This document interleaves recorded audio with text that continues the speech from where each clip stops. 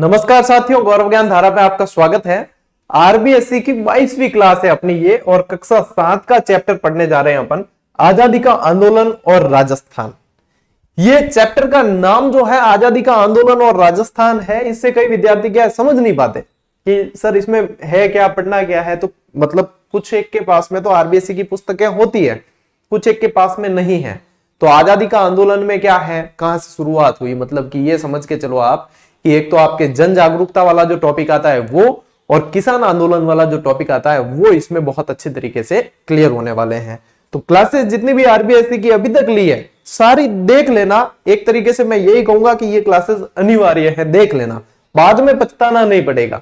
अभी तो क्या है, अभी अपन को लगता है कि देख लेंगे, लेकिन जब समय निकल जाएगा फिर समय कहता है कि अब इसको हम देख लेंगे, ठीक है ना। तो मैंने आज एक वो पंक्ति लिखी भी थी कि समय रहते ये निर्णय ले लो कि समय का क्या करना है, नहीं तो फिर समय निर्णय लेगा कि आपका क्या करना है। और जब समय का निर्णय आता है ना, तब हमारे हाथ में कुछ भी नहीं रहता, सिर्फ हमारे पास में बच जाता है पछतावा। तो ये नहीं रहना चाहिए, ठीक है।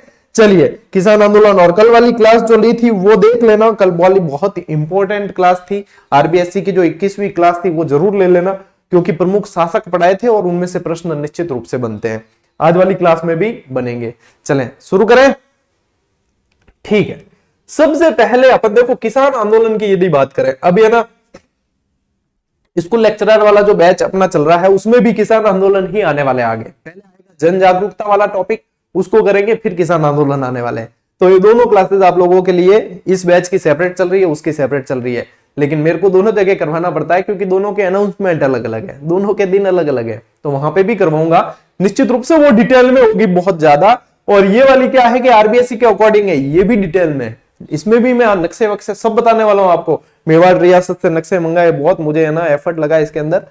आप लोगों को लगेगा गुरु जी फेंक तो ठोक दी थे, मेवाड़ रियासत तो क्या मंगाया, मेवाड़ रियासत तो मंगाया, हकीकत मैं बताऊंगा अब। ओरिजिनल नक्शा मंगाया है, और ओरिजिनल नक्शा में थान दिखाऊं भी कि ओ देखो वो बिजोली अटे है, ओ अटे है, बेंगू अटे है, सारी चीजा बी टाइम रो नक्शो है, मतलब उस समय का नक्शा है, ठीक है ना। तो नक्शों में अपने पता होना जरूरी है। अब राजस्थान की किसान आंदोलन की बात करें, भारत में ही यदि बात कर लो ना, सबसे व्यवस्थित, सबसे संगठित, सबसे लंबे समय तक चलने वाला किसान आंदोलन बिजोलिया किसान आंदोलन रहा है, जो राजस्थान का मेवाड़ में उस समय का ये ठिकाना था। तो बिजोलिया किसान आंदोलन को ध्यान में रखना है। अब राजस्थान के किसान आंदोलन की बात करते हैं, दो तीन चीजें आपको ध्यान रखनी होगी। एक तो क्या ध्यान रखोगे कि बिजोलिया, ठीक है, एक तो ये ध्यान रखना होता है बिजोलिया। एक फिर शब्द आ जाएगा आपके ऊपर माल, ऊपर माल का पठार भी है, ठीक है, एक ऊपर माल, ये ध्यान रखना है। बिजोलिया ध्यान रखना है, ये तो है, ठीक है। तो ये बिजोलिया जो है साथियों वर्तमान में जो है ये भीलवाड़ा के अंदर पड़ता है, और भीलवाड़ा उस समय मेवाड़ के अंदर पड़ता था। यही चीज साबित करने के लिए मैंने ये नक्शा लिया है। अब ये नक्शा क्या है, मेवाड़ का नक्शा है, ठीक है ना। ये देखो मेवाड़ रीजन, मेवाड़ का नक्शा, ये जो बीच वाला क्षेत्र आपको दिख रहा है ये मेवाड़ है। कई विद्यार्थियों के क्लियर नहीं होती ये चीज कि मेवाड़ मारवाड़ कहते तो है, लेकिन एक्चुअल में मेवाड़ में प्रदेश आता कौन सा है। तो जिनको भी समस्याएं थी या जिनके ये चीज क्लियर नहीं थी, वो ये स्लाइड और ये स्क्रीनशॉट ले लो। चलो फटाफट मैं जगह दे देता हूं, स्क्रीनशॉट ले लो। ये इमेज बहुत काम की है, पीडीएफ तो मिलेगी जब मिल जाएगी, लेकिन ये आप लोगों के लिए समझने के लिए बहुत काम की है।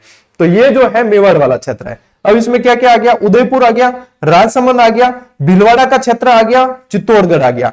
अब यही चीज यदि इसकी ऐतिहासिक पृष्ठभूमि में जाए तो सीवी, कीवी, प्रागवाट, मेदवाट ये सब कहते थे। बापा रावल से शुरू करके अपन अंत तक गोपाल सिंह जी और वहां तक चला सकते हैं, ठीक है।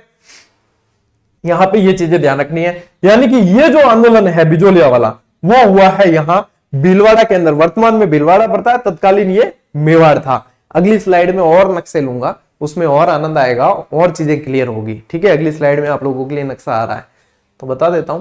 थोड़ी बहुत शेयर यदि इच्छा हो, कदी कदी तो थे भी मन बना लिया करोगे गुरु जी थे इतनी क्लास आंदा, मैं थोड़ा शेयर कर दा पहला ओ कई जना तो लाइक करने में भी जोर आवे। आपा कदी कह कौन, इतनी क्लासें हो गई, 1000 से ज्यादा सेशन हो गए अपने जीजीडी पर। मेरे को आपने बहुत कम रेयर केस में सुना होगा, मैंने लाइक का तो कभी कहा ही नहीं, ठीक है। क्यों, जरूरत होगी तो हो जाएगी, अपने अंदर यदि वास्तव में सामर्थ्य होगा, अच्छा पढ़ाते होंगे तो कहने की आवश्यकता नहीं पड़ेगी। लेकिन कई जना व्यूज तो गणा ही है, पर व्यूज का 10% ही आवे लाइक, लेकिन फिर भी अपा बिन चीज खोज करें कौन के, और खोज करने वाली चीजा बहुत है। तो यहाँ पे आपको ध्यान ये रखना है कि ये था रह गया मेवाड़। ठीक है, अब ये जो बिजोलिया है, चलिए आते हैं क्लास पे। बिजोलिया जो है इसका भी प्राचीन नाम, मेवाड़ का बताया मैंने, तो बिजोलिया का भी ध्यान रखें। बिजोलिया का जो प्राचीन नाम है इसे विजयावल्ली कहा जाता था।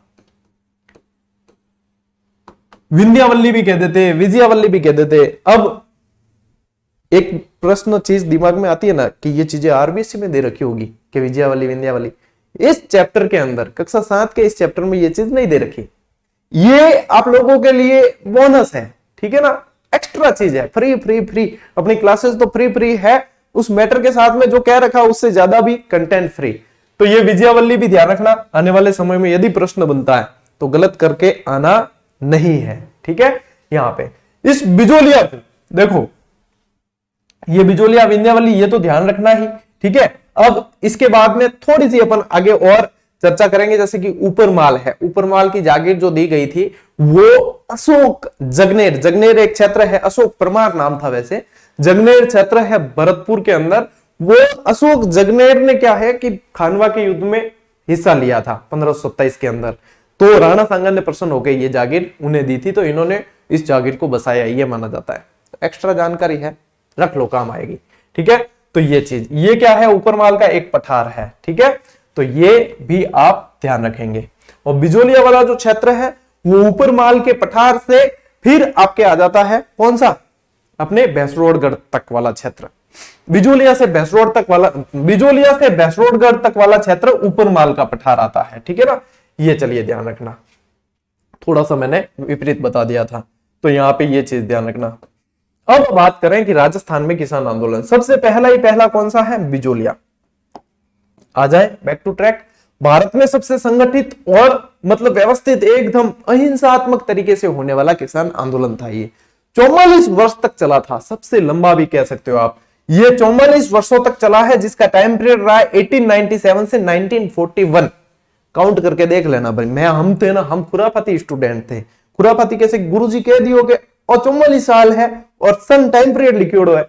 अब खुराफात करनी क्या, तो हाथों हाथ कैलकुलेट करता, गुरुजी क्या पढ़ा रहे, अभी ध्यान ही को देता कि ये क्या पढ़ा रहे हैं। ठीक है, पढ़ा रहे अपने कैलकुलेट करो पहले कि पहले ये चीज वास्तव में 44 हुए या नहीं हुए, तो करके देख लेना। हमारी ये जो है सत्यापित की हुई चीज है। ठीक है ना, जब हम स्टूडेंट थे तब सत्यापित की हुई थी भाई। हमें पता होता है कि खुराफात स्टूडेंट कैसे करते हैं, इसलिए वो चीज पहले ही बता देते हैं, क्योंकि स्टूडेंट काल में हमने भी की है।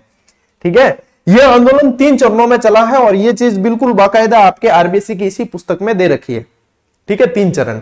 पहला चरण 1897 से 1914, फिर 1914 से 1923, फिर 1923 से 1941। सबसे पहले यदि बात करें तो फिर आएंगे, सबसे पहले है ना, साधु संतों को याद कर लेना चाहिए। तो साधु सीताराम दास यहाँ पे नेतृत्व करते हैं इसके अंदर। फिर इसके बाद में साधु सीताराम, साधु की बात की है, फिर बाद में थोड़ी सी विजय की बात कर लेते हो, तो फिर विजय सिंह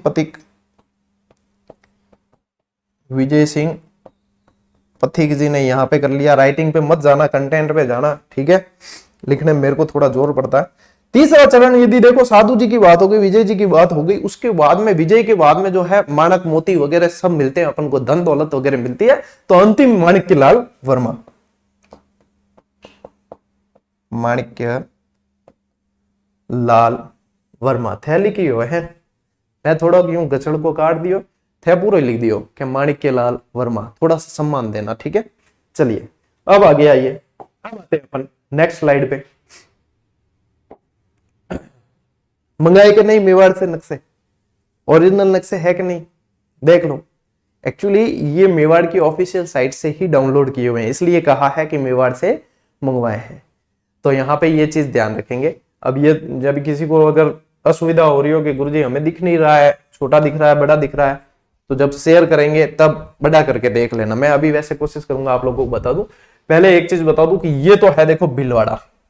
ठीक है, यहां पे मैं लिख के ही बता देता हूं आपको, ये है भीलवाड़ा। अच्छा, ये 1934 का नक्शा है। ठीक है ना, 1934 के समय का टाइम पीरियड क्या है, 1897 से 1941। तो 1934 है, तो ये उस टाइम पीरियड का है कि नहीं है। मजे लो क्लास के, फ्री जरूर है, लेकिन उसको फ्री की तौर पे नहीं देखना है, आपको ऐसे देखना है जैसे ये पेड क्लासेस ही है, तब आएगा मजा, तब आपको लगेगा कि वास्तव में मजा आया। ठीक है ना, ये है भीलवाड़ा। अच्छा ये मांडलगढ़ है, ठीक है, ये मांडलगढ़ है। यहां पे थोड़ा सा ये जो क्षेत्र आप देख रहे हो ये है बिजोलिया,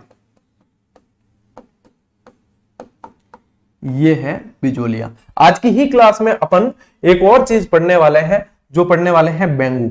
तो ये है बेंगू। अब बेंगू और बिजोलिया दोनों ही मेवाड़ के अंदर आते थे, ठीक है। अब ये बाद में देखो, ये पास में खैरवाड़ा वगैरह ये सब आसपास जो क्षेत्र लगते हैं, कुंभलगढ़ ये इस तरफ है, यहाँ पे ये कुंभलगढ़ है, और ये राजनगर जो फिर बाद में फिर राजनगर राजसमंद, फिर वो आप इसको जानेंगे, ठीक है ना। ये उदयपुर वाला क्षेत्र हो गया, ये चित्तौड़ वाला क्षेत्र हो गया, ये मातृकुंडिया रासमी वाला क्षेत्र जिसमें सबसे पहला किसान आंदोलन हुआ था, ठीक है। ये आगे आपके पूर्व बनेड़ा वाला क्षेत्र है, ये पूर्व और बनेड़ा ये क्षेत्र है, ठीक है। ये आसिंद भीलवाड़ा, ये हुडा सम्मेलन जो हुआ था, ये जहाजपुर। ये नक्शा आप लोगों के लिए बहुत काम आने वाला है, इसलिए मैंने इस नक्शे को शामिल किया। ये लसाड़िया का पठार जो सबसे कटा पठा पठार कहलाता है, ये यहाँ पे सलूम्बर है। तो जब मैं ये स्लाइड दे दूं आप लोगों को, हल्के में मत लेना, इस नक्शे को बड़ा ध्यान से देखना है आपको, ये बेसिक क्लियर करवाएगा, ठीक है ना। ये चीज बेसिक क्लियर करवाएगा, और आपको है ना, मिल तो आपको भी जाएगा नेट पे अच्छे से सर्च करोगे तो, लेकिन आपको कम से कम आधा से 1 घंटा बच जाएगा, और ये सीधा पका पकाया आपको मिल रहा है। तो आनंद उठाना है तो उठा लेना, नहीं उठाना तो क्यों नहीं, ठीक। और यही चीज जो है फिर अपन थोड़ा सा और क्लियर, ये जो नक्शा है जिसके अंदर और थोड़ी सी तहसीलों में विभाजित करके ये दिया गया है, तो ये भी आप साथ साथ में देख लेना, ठीक है ना। ये बेंगू वाला क्षेत्र आ गया है, मांडलगढ़ वाला क्षेत्र, जहाजपुर, शाहपुरा, बनेड़ा, ठीक है। और बेंगू के इधर ही यहाँ पे ये बिजोलिया वाला ये यहाँ इस क्षेत्र पे आता है, तो ये देख लेना। ये देवगढ़, भीम, आसिंद, हुड्डा, ये सारा ये भी आप लोगों के काम आएगा। तो मैं इसको मिटाता नहीं हूं, ऐसे रहने देता हूं ताकि आप लोगों के लिए ये क्लियर इमेज काम में आ जाएगी, ठीक है। ये थोड़ा सा मार्किंग किया हुआ ठीक रहेगा, क्योंकि ये चीजें आप लोगों को इस तरीके से पता चल जाएगी कि ये है, ठीक है। तो कुल मिला के अब आपके दिमाग में एक चीज तो क्लियर रहेगी कि बिजोलिया यहां था, ऐसे था, ठीक है ना। अब चलते हैं बिजोलिया। बिजोलिया, अब आप लोगों को ये चीज मैंने बता दी सारी चीजें, ठीक है। अब देखो, वर्तमान में भीलवाड़ा के अंदर है, ऊपरमाल का पठार के बारे में मैंने आपको बता दिया था, बिजोलिया से भैंसरोडगढ़, ठीक है। ये मेवाड़ का ठिकाना है। अब ये नोट्स मेकिंग है, मैंने आपको चीजें बता दी है ये नोट्स मेकिंग पैटर्न पे कि आपके पास में पर्याप्त नोट्स होंगे, यदि 4 महीने बाद भी रिवाइज करोगे तो वापस रिवाइज हो जाएगा, ठीक है। किसान मतलब कौन थे सबसे ज्यादा आंदोलन करने वाले, वो धाकड़ थे। धाकड़ किसानों की यहाँ पे जो प्रतिशत था, या फिर ये कह सकते हो आप कि यहाँ जो संख्या थी वो लगभग 6000 किसान थे ये, या फिर आप कह सकते हो कि 60%, यानी कि 10,000 में से 6000 किसान जो थे वो धाकड़ थे। कई बार एक बार प्रश्न बना भी है कि यहाँ पे किसान कौन थे, तो किसान धाकड़ जाति के थे, ठीक है। तो इनकी जाति क्या थी किसानों की, ये धाकड़ थे। अब देखो यहाँ पे जो है 84 प्रकार की लाग बाग ली जाती थी। लाग बाग क्या होते हैं, सीधा सा ध्यान रखना, एक अंग्रेजी का शब्द है टैक्स, इससे याद रह जाएगा। या अपन कहते हैं हिंदी में कर। भांति भांति के कर लिए जाते थे, पता नहीं कितनी भांति के लिए जाते थे, क्यों पता है, ये तो 84 भांति के लिए जाते थे। 84 प्रकार के कर किसी को देने पड़े तो बताओ वो खाएगा क्या और वो करेगा क्या, ठीक है। यानी कि 84 प्रकार के तो टैक्स ही देने हैं, तरह तरह के। भाई बेटी की शादी करनी है तो टैक्स, कोई नया राजा बन रहा है तो टैक्स, आप लोगों को कहीं जाना है तो टैक्स, आपको सांस लेनी है तो टैक्स, आपको खाना खाना है टैक्स, आपको पानी पीना है टैक्स। इतना कोई टैक्स दिया जाता है क्या, नहीं। तो फिर दिखती सी बात है, फिर क्या होगा, विरोध। तो 84 प्रकार की लाग बाग ली जाती थी। लाग बाग यानी लगान वगैरह, बेगार वगैरह ये सारी, ठीक है। तो इसको कहते हैं लाग बाग। अब कई तरह की कुंटा, लाता, अच्छा 2 चीजें जो मेरे को शब्द आ गए दिमाग में मैं बता देता हूं, इसमें हमेशा कंफ्यूजन रहता है। एक तो होता है कुंता, ठीक है, और एक होती थी लाटा। ये चीजें जो है विद्यार्थियों को बड़ा कंफ्यूज करती है, ठीक है। कुंता और लाटा सीधा सिंपल है कि एक जो टैक्स होता था, एक कर होता था, वो फसल को काटने के बाद में लिया जाता था। एक खड़ी फसल पे अनुमानित बता दिया जाता है, इतनी बोई रही है, ठीक है, इतना दे दिए, यानी कि डायरेक्ट बता दिया कि इतनी है, इतने दे देना। एक काटने के बाद में दिया जाता है कि अच्छा काटने के बाद में इतनी बची है, अब इतना। तो इसको याद कैसे रखा जाए, मैंने एक ट्रिक निकाली है कि लाटा यानी कि क्या है, कोई लेटा हुआ है। अब लेटेगा कब, जब वो फसल को काट दिया जाएगा तभी वो लेटेगी। लाटा यानी लेटी हुई, ठीक है। इससे ध्यान रखना है कि काटने के बाद, काटने के बाद लिया जाने वाला कर। और कुंता यानी कि खड़ी फसल पे, खड़ी फसल पे। बहुत सारी ट्रिक्स दूंगा मैं आपको, यदि आप नए भी हैं पुराने भी हैं, पुराने तो जानते हैं मेरी एक एक आदत से, एक एक सब चीजों से जानते हैं, आप नए हैं तो भी आपको मजा तो आएगा पढ़ने में कि ये चीजें ऐसे भी पढ़ी जा सकती है। फिर जिसने कल्पना नहीं की उन्हें सीधा याद होगा, कल्पना करने की जरूरत नहीं है। चलिए, तो कुंता और लाटा ये चीज ध्यान रखना, ये कभी नहीं भूलोगे। अब 84 हो गई। अब देखो, आंदोलन के समय जागीरदार, भूमि दो प्रकार की होती थी। एक और चीज बताऊं, भूमि दो प्रकार की होती थी, एक तो होती थी खालसा और एक होती थी जागीर। खालसा जो होती थी ना, सीधी शासक के अंडर आती थी, यानी कि वहां का राजा है वो सीधा उसका मालिक था, यानी सीधा वहां से कांटेक्ट रहता था, वो तो उसके अंदर आ जाती, यानी कि सीधी शासक के अधीन आती थी ये, ठीक है। और ये होती थी जागीरदार के अधीन। जागीरदार, यहां पे अलग अलग जागीरदार होते थे जो मतलब सामंत होते थे, एक तरीके से मान लो सामंत होते थे, ठीक है ना। तो ये इनके अधीन आती थी, ये दो तरह की। तो यहां पे इस समय कौन थे जागीरदार, कौन कौन थे, एक तो कृष्ण सिंह, और फिर कृष्ण सिंह के बाद में पृथ्वी सिंह, पृथ्वी सिंह के बाद में आते हैं केसरी सिंह। केसरी सिंह अल्पवयस्क थे तो यहां पे बनाया गया, फिर अमर सिंह को मुंसरिम बनाया गया। मुंसरिम क्या होता, मुंसर मात कह देते थे कि जब अल्पवयस्क है तो फिर वापस ये जो है सीधा ही वहां शासक के वहां से चलेगा राजकाज। अब यहां पे एक चीज और समझनी है कि यहां पे शासक कौन है फिर, ठीक है, कि ये तो ये हो गए। तो शासक थे फतेह सिंह जी। क्यों? क्योंकि बिजोलिया जो है मेवाड़ का एक ठिकाना था, ठीक है ना, बिजोलिया मेवाड़ का एक ठिकाना था। तो राजा तो कौन हुआ, फतेह सिंह जी हुए। फतेह सिंह जी मेवाड़ के शासक थे, तो यही राजा थे। अच्छा, शिकायत कोई भी किसी को करनी होगी तो किससे करेंगे, फतेह सिंह जी से करनी पड़ेगी, मालिक से करनी पड़ेगी, ठीक है ना। आपको जीजीडी से पढ़ रहे हो, आपको कोई भी चीज शंका होती है या कोई शिकायत होती है, आप टेक्निकल टीम को सीधा ये कहते हो, ये बात गौरव सर तक पहुंचा देना या उनको कह देना। टेक्निकल टीम कहती है बाबूजी मैं हाथ जोड़ा था रहे, आसिफ टेक्निकल टीम है जो टेस्ट सीरीज जो टेक्निकल इश्यू देखा करे और थे सिर्फ टेक्निकल इश्यू बताओ, तो भी कई जना कहते हैं नहीं गौरव सर से बताओ, यहाँ वो मुझे समझ के बात करते हैं। टेक्निकल टीम की चीजें वो देखती है, लेकिन आप लोगों के दिमाग में क्या, इसको चलाते कौन है, गौरव सर चलाते हैं, तो उनसे बात करें। तो यहाँ मेवाड़ का शासन करता कौन है, फतेह सिंह जी करते हैं, तो फतेह सिंह जी से बात करें, ठीक है, समझ में आई बात। अब ये आरबीएससी की पुस्तक आप पढ़ते हो, आप पढ़ के देख लेना, उसमें ये फतेह सिंह जी और ये नहीं दे रखा, हालांकि सामान्य जानकारी है, लेकिन जब पढ़ते हैं तो इतना लिंक नहीं हो पाता वहां से। आप लोग क्लासेस देखते किस लिए हो, इसीलिए देखते हो कि लिंक होती है चीजें, और सीधी जितनी आपके दिमाग में आ रही होती है वो सारी क्लियर हो जाती है। यहां पे ध्यान रखना है फतेह सिंह जी। अब जब किसान परेशान हुए तो किसान अपनी मांग को लेकर कहां जाते हैं, महाराणा। महाराणा कौन है, फतेह सिंह जी।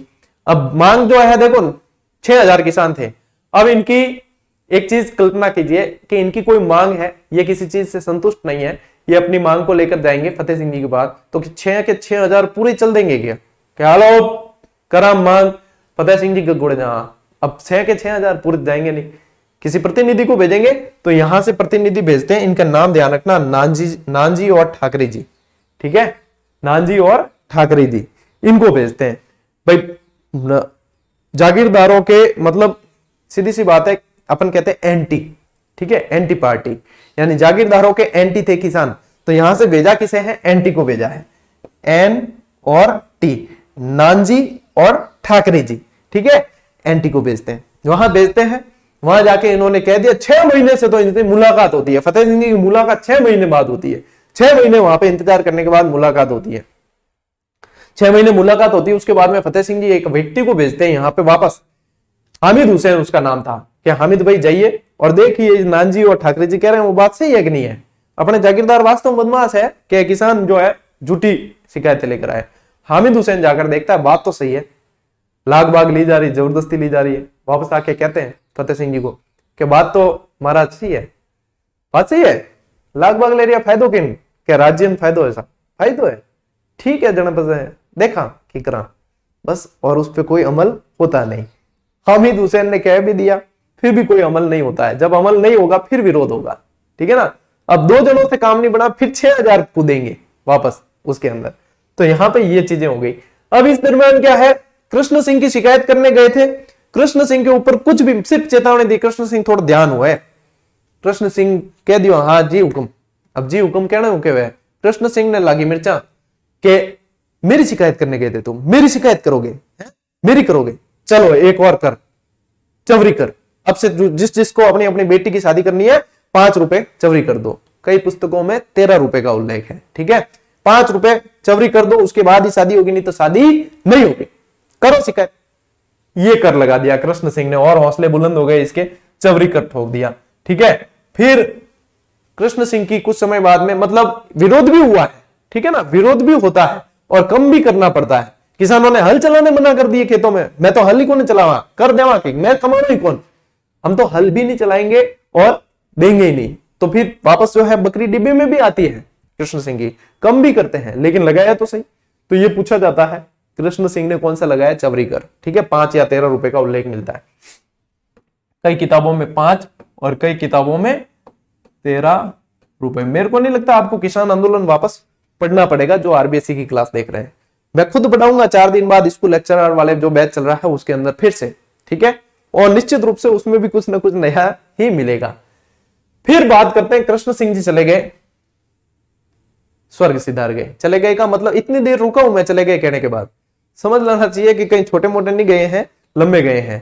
स्वर्ग सिधार गए, उसके बाद में पृथ्वी सिंह को यहाँ पे जागीरदार बनाया जाता है। अब पृथ्वी सिंह जागीरदार बना, पृथ्वी सिंह और भी तेज, पृथ्वी सिंह के मैं जागीरदार बनाऊं, मैं उत्तराधिकारी बनाऊं, तो उत्तराधिकारी का एक और कर दो, तलवार बंदाई, मेरे तलवार बंदाई है, तुम एक और कर दो, तलवार बंदाई कर ठोक दिया, और किसान और परेशान। अब इसमें आपको याद ये रखना है, एक ट्रिक दे रहा हूं मैं आपको कि ये चीजें याद नहीं रहती, ठीक है। याद के अंदर ये लिखना है आपको कि जितनी कैपेसिटी थी ना उतनी पूरी कैपेसिटी से इन्होंने कर लगाए, जागीरदारों ने जितनी कैपेसिटी इनकी थी उतनी पूरी कैपेसिटी से कर लगा दिए। अब कैपेसिटी का मतलब कैपेसिटी ऐसे ही लिख देना, जब दिमाग के अंदर ये आपके फिट होता जाएगा, ठीक है। कैपेसिटी यहां लिख दिया तो यहां से आपको पता चल जाएगा कि ये कृष्ण सिंह है,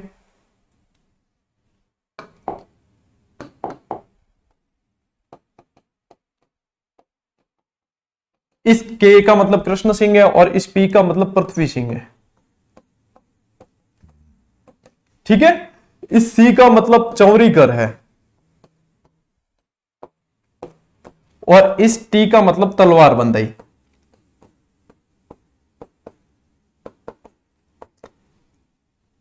पृथ्वी सिंह ने कौन सा लगाया, तलवार बंदाई, पृथ्वी सिंह ने तलवार बंदाई, ठीक है। कृष्ण सिंह ने कौन सा लगाया, तो कृष्ण सिंह ने ये लगाया है चवरीकर, कृष्ण सिंह ने चवरीकर। अच्छा, एक चीज और ध्यान रखना कि ये सी जो है अल्फाबेट का लेटर, देखो ये जो क्लास देखेगा ना व्यवस्थित 100% उसको आनंद क्या आने वाला है, याद ही होने वाला है। और याद होने के बाद में जब एग्जाम देते सही होता है, सही होने के बाद में सिलेक्शन होता है, तब आनंद आता है। आनंद का प्रोसेस है लंबा, ठीक है, डायरेक्ट आनंद नहीं आता है। सी जो है अल्फाबेट तीसरे नंबर का है, कौन से नंबर का है, तीसरे नंबर का, ए बी सी। तो यहां पे यही ध्यान रखना है आपको कि ये 1903 के अंदर लगाया था, ठीक है, 1903 में लगाया। और 3 के अंदर एक और जो 3 और जोड़ देना, तो ये तलवार बंदाई जो है वो 1906 में लगाया था, ठीक है। याद कराने खातिर क्या क्या करना पड़ा, देखो सारी चीजें। और ये कोई ये ट्रिक ऐसी नहीं है कि आपको रट्टा मारनी है, आपको सिर्फ देखना है, आपके जब भी प्रश्न सामने आएगा आपके सही होगा। अच्छा, आरबीएससी की टेस्ट सीरीज और दे रखी है तो वहां से अभ्यास भी करें साथ साथ, वहां पे शानदार उसके अंदर व्याख्या भी दे रखी है। जैसे चैप्टर पढ़ते हो वहां से टॉपिक उठाओ और अभ्यास करो। ये टॉपिक तो कब का ही जुड़ चुका उसके अंदर, ठीक है ना। तो साथ साथ अभ्यास भी जारी रखना, इसके बाद में आपको आरबीसी की पुस्तकें वापस देखने का काम नहीं पड़ेगा। ये हो गया बात। अब देखो कोई भी चीज हो जाए, ठीक है, कोई भी चीज हो जाए, जैसे कोई अनहोनी हो रही है, गलत चीजें हो रही है। गलत चीजें क्या हो रही है कि कर ले रहे हैं, पेट काट के कर देना है, गलती है। तो अपन जो है पहले भगवान से प्रार्थना करें कि बाबूजी हो थे काटो। भगवान के प्रतिनिधि कौन है, साधु संत महात्मा वगैरह, वो तो साधु से प्रार्थना करें, ठीक है। तो यहां पे फिर ध्यान रखना, यहां लिख दो साधु, ठीक है। भगवान कौन, सीताराम। किससे प्रार्थना की सबसे पहले, यानी कि सबसे पहला विरोध किसने दर्ज किया, साधु सीताराम। अच्छा, आज की तारीख में यदि विरोध कराना हो तो आज की तारीख में भगवान को इतना याद नहीं करके इंसान फेसबुक पे पोस्ट डाल देता है कि अभी इसकी 12 बजाता हूं, ठीक है। क्या नगर पालिका में मेरे काम नहीं करियो, अभी 12 बजाता हूं, एक फोटो ले लेता है चुपके से और फिर अभी 12 बजाता हूं। तो पोस्ट कहां डालता है, एफबी पर, ठीक है। कहां पोस्ट डालेगा, एफबी पर। अब एफबी क्या है, एफबी यहां पे कोई फेसबुक नहीं है, इन्होंने पोस्ट डाली है एफबी के लिए। एफबी यानी यहां पे आपको ध्यान रखना है फतेहकर्ण। फतेहगढ़। और यहां पे आपको ध्यान रखना है ब्रह्मदत्त। तो बस ये तो ध्यान रखना, प्रथम विरोध इसका किसने किया? साधु सीताराम, फतेहगढ़ और ब्रह्मदेव। ब्रह्मदत्त क्या? ब्रह्मदेव कर देना, ब्रह्मदत्त ब्रह्मदेव, ध्यान रखना दोनों ही चीजें, ठीक है। तो ये आपको ध्यान रखना। अब कहां दिक्कत हुई? सीधी सीधी याद हो गई चीज के प्रथम विरोध इन्होंने किया। ये चीजें प्रश्न ऐसे कैसे पूछे जाते हैं, ठीक है। यहां से ये चीजें याद। अब बढ़ते हैं अपन आगे। भाई क्लास ले ही रहे हो आप, अपना समय लगा ही रहे हो आप, अपना बेशकीमती डेटा लगा रहे हो, तो कम से कम याद तो हो, क्योंकि ये कंटेंट तो फिर आप लोगों के पास भी है, फिर हमने क्या नया किया, तो कम से कम याद करके जाओ। आए हो जब जीजीडी पर तो याद करके जाओ, दुआएं काम आएगी। ऊपरमाल पंच बोर्ड की स्थापना, ठीक है, 1916 के अंदर विजय सिंह पथिक जी की एंट्री हो जाती है यहाँ। इनका मूल नाम भूप सिंह होता है, बुलंदशहर के होते हैं ये। और फिर वहां से मतलब कई पंगे इन्होंने भी बहुत लिए, फिर वहां से निष्कासित किया तो दाढ़ी वाड़ी बढ़ा के इधर आ गए थे। तो यहां पे ये ध्यान रखना, ये गुर्जर थे, ठीक है, ये भी ध्यान रखना, ये पूछा गया था एक बार। विजय सिंह जी की एंट्री हो गई। विजय सिंह जी ने ऊपरमाल पंच बोर्ड की स्थापना की, ठीक है। ये विजय सिंह जी द्वारा 1917 में अध्यक्ष बनाया मन्ना पटेल को, और हरियाली अमावस्या के दिन की गई। ये सीधी सीधी याद रखनी है। इसमें 13 सदस्य थे, ये भी बता दूं, इसमें 13 सदस्य थे। चलिए, इतनी चीजें याद रह जाएगी। जब मन याद रहेगी तो थाने भी याद रहनी चाहिए। मैं तो ठहरियो मंद बुद्धि हो, और ठीक है, थे तो सब समझदार हो, तो थे समझदार हो तो कम इतो थे याद रख सको, ठीक है। क्या याद रख लो? मन्ना पटेल, हरियाली अमावस्या, 1917, विजय सिंह पथिक, बस इतनी तो बात है, ठीक। अब देखो 1927 में विजय सिंह पथिक इस आंदोलन से अलग हो गए। अलग होने का कारण था यहां पे इनकी रामनारायण चौधरी से नहीं बनी। रामनारायण चौधरी और इनके बीच में थोड़ा सा मनमुटाव सा हो गया। हुआ यह था कि किसानों ने अपनी जोतें छोड़ दी थी, किसानों ने अपनी जमीनें छोड़ दी थी, जिसका आरोप आ गया था विजय सिंह जी के ऊपर। विजय सिंह जी ने वहां से अपने आप को अलग कर दिया, ठीक है, इतना सा ध्यान रख लेना। फिर नेतृत्व चला जाता है माणिक्यलाल वर्मा के पास में, जो तीसरा जो होता है वो नेतृत्व। अब इस दरमियान आरबीएससी में आपके नहीं दे रखा, लेकिन मैं बता दूं, इस दरमियान जांच आयोग बीच बीच में आते हैं। बिंदुलाल भट्टाचार्य जांच आयोग आता है 1919 के अंदर। फिर अपने बेदला के ठाकुर राज सिंह जी की अध्यक्षता में एक जांच आयोग और आता है, दूसरा जांच आयोग, ठीक है। फिर इसके बाद में एक और जांच आयोग आता है। पहला आ गया बिंदुलाल भट्टाचार्य, फिर वो आता है एजीजी रॉबर्ट्स। एजीजी रॉबर्ट्स के नेतृत्व में आता है। जब तो समझौता भी हो जाता है 1922 के अंदर, समझौता होता है, 35 लाख भाग जो है लगान माफ भी कर दी जाती है। राजपूताना का तत्कालीन एजीजी था, इतनी माफ भी कर देती है, लेकिन जो है फिर ठिकाना इसको मानने से मना कर लेता है। फिर लास्ट में 1941 के अंदर वहां के मेवाड़ के प्रधानमंत्री टी राघवाचार्य के आदेश पर राजस्व मंत्री मोहन सिंह को भेजते हैं। वो किसानों से समझौता कर लेते हैं और वो अंतिम समझौता होता है और आंदोलन समाप्त कर दिया जाता है। इसमें एक व्यक्ति था तुलसी भील, उसकी बहुत अच्छी भूमिका थी, भाग भाग के उसने जो है प्रचार का काम किया था। एक समाचार पत्र और याद रखना है जिसकी मुख्य भूमिका रही है, वो समाचार पत्र का नाम था प्रताप।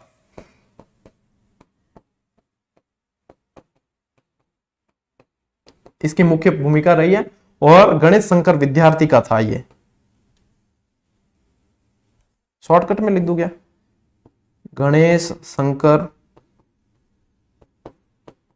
विद्यार्थी, ठीक है। ये विद्यार्थी दिख रहा है, विद्यार्थी है ये, ठीक है ना। विद्यार्थियों ध्यान देना, ये विद्यार्थी है, विद्यार्थी, ठीक। महात्मा गांधी जी का जिक्र हुआ ही नहीं अंदर। भाई आंदोलन का नाम है, महात्मा गांधी जी का जिक्र नहीं हो। महात्मा गांधी जी के कान में बात पहुंची थी, ठीक है ना। महात्मा गांधी जी के कान में बात पहुंची, महात्मा गांधी जी के मैं यूं कि विश्वास कर दो थे। हमने व्हाट्सएप इमेज भेजी गई, व्हाट्सएप वीडियो भेजिया गई कि कौन भेजिया साहब, तो क्या ठीक है, मेरा आदमी आए वो खुद आए दे कि हाँ बात तो सच्ची है, कौन है। महादेव देसाई को भेजा जाता है, इनके पीए थे महादेव देसाई। महादेव देसाई स्वयं आते हैं देखने और ये चीजें देखते हैं, तो कहीं ना कहीं महात्मा गांधी का आशीर्वाद भी इस आंदोलन को मिला था। ये चीजें इस तरीके से याद रखी जा सकती है। तो बिजोलिया किसान आंदोलन में मेरे को नहीं लगता कि आप लोगों की कोई समस्या आएगी, और फिर आएगी तो फिर 4 दिन बाद में आपके एक क्लास स्कूल लेक्चरर वाली और आने वाली है, उसके अंदर और व्यवस्थित तबियत से बता देंगे आप लोगों को। अब आते हैं अपन बेंगू। अच्छा, बिजोलिया किसान आंदोलन में ट्रेंच भी आया था, ठीक है ना। ट्रेंच आयोग जो वैसे तो बेंगू का मुख्य उसका जिक्र आता है, लेकिन वहां पे भी आया था, ठीक है। अब बेंगू किसान आंदोलन भी इस दरमियान ही हुआ है, 1921 से 1925। टाइम पीरियड क्या है, 1921 से 1925। मेवाड़ का ठिकाना था, आपको फोटो दिखाया है मैंने, नक्शा दिखाया है कि यहां बेंगू है। ठीक है, यहां भी आंदोलन करने वाले किसान कौन थे, धाकड़ थे। अब बेंगू और बिजोलिया पास पास ही है ना, देखो यहां ध्यान देना, कहां गया नक्शा, ये तो रहा बेंगू और ये रहा बिजोलिया, पास पास ही है, तो धाकड़ किसान थे यहाँ। ठीक है ना, किसान धाकड़ थे तभी तो आंदोलन किया, धाकड़ नहीं हुआ आंदोलन वह के नहीं, वह धाकड़ होते तभी तो आंदोलन होगा। तो ठीक है, यहाँ पे आंदोलन उन्होंने किया। मेरठ नामक स्थान पे सभी किसान एकत्र हुए विरोध करने के लिए, और मैदान में भी ध्यान रखना एक स्थान था भैरूकुंड, भैरूकुंड के समीप सभी मतलब एकत्र होते हैं। इस आंदोलन का जो नेतृत्व है वो राम नारायण जी चौधरी ने किया। अब राम नारायण जी चौधरी ने क्यों किया, विजय सिंह पथिक ने क्यों नहीं किया, उसके पीछे भी कारण है। विजय सिंह पथिक को यहां से मतलब निर्वाचित किया हुआ था और उदयपुर की धरती पर पैर नहीं रख सकते, उनके ऊपर पाबंदियां लगी हुई थी, तो वो यहां नहीं आ सकते थे, इसलिए फिर यहाँ पे मेवाड़ में वो नहीं आ सकते, ऐसी पाबंदियां भी लगा दी गई थी उदयपुर वाले क्षेत्र के अंदर, यहाँ इस तरफ। तो फिर इन्होंने रामनारायण चौधरी से आग्रह किया कि आप इसका नेतृत्व करें, तो रामनारायण चौधरी ने नेतृत्व किया। महिलाओं का नेतृत्व अंजना देवी चौधरी करती है, और किसानों और अनूप सिंह, यहाँ के जो उस समय जागीरदार थे अनूप सिंह, इनका थोड़ा दबदबा था। फिर एक बार समझौता भी हो जाता है अनूप सिंह और किसानों के मध्य, ये समझौता होता है, लेकिन इसे मेवाड़ सरकार मानने से इनकार कर देती है, और संज्ञा क्या देती है, वॉल्शेविक संधि की संज्ञा दे देती है। क्या कह देती है, वॉल्शेविक समझौता।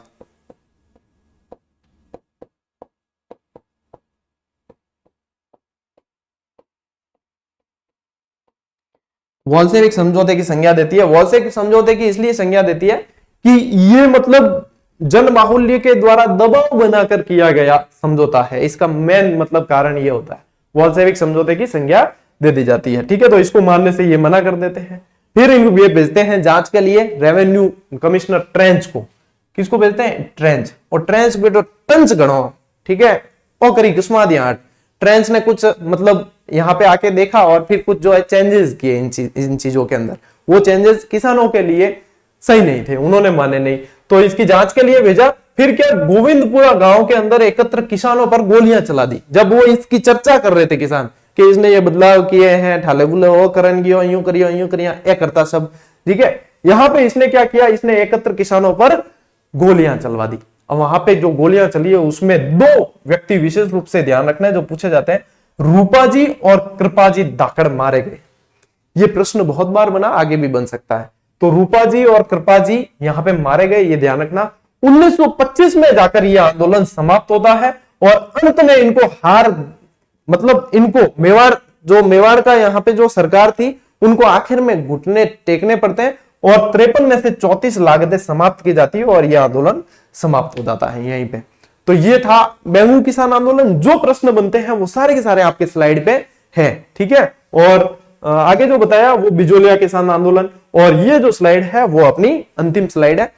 टेलीग्राम से जुड़ जाना हर अपडेट के लिए, बार बार नहीं कहूंगा, और फिर बाद में मत कहना सर आपने ये नहीं बताया, ये वो ऐसे वैसे, सारी चीजें इसके पैरेलल में चलता है टेलीग्राम। जैसे आप लोगों के लिए यूट्यूब पर क्लासेस का कोई पैसा नहीं है, वैसे ही आप लोगों के लिए टेलीग्राम पे भी क्लासेस का कोई पैसा नहीं है। और जैसे ही आप पढ़ते हो ये चीजें, उसके बाद में जीजीडी के अंदर आपको दे रखी है टेस्ट सीरीज मात्र लागत के अंदर। ठीक है, अब लागत किस लिए, कि इतने समय तक उसको मेंटेन करनी है, हर चैप्टर को जोड़ना है हर कक्षा का। ठीक है, उस हर चैप्टर के हर प्रश्न को जोड़ना है जितने भी बनते हैं, उसके बाद में उन सबकी बढ़िया सी व्याख्या भी देनी है। इन चीजों को फिर 1 साल तक मेंटेन करना है, और लेते कितने 79। अच्छा जीएसटी साथ में जोड़ दो आप तो 93, फिर भी 3 डिजिट में नहीं जाता है अमाउंट, और इतने तो आप खड़े खड़े वहां पे कहीं पे खर्च करके आ जाते हो। ठीक है, इसमें दे रखा है साल भर के लिए आप अभ्यास करो, और उनमें से निश्चित रूप से प्रश्न भी आते हैं एग्जाम में डंके की चोट पे। तो ये सिर्फ और सिर्फ लागत ही है, यदि जो समझेगा वो निश्चित रूप से इसका फायदा उठा रहा है और उठाएगा, और बाकी जो नहीं समझते हैं उनको बाद में समझ आएगी। समझ सबको आती है, उनको बाद में समझ आएगी। चलिए साथियों, आज के लिए इतना ही, मिलते हैं अगली क्लास में, अगले वीडियो में। तब तक के लिए राम राम, जय हिंद।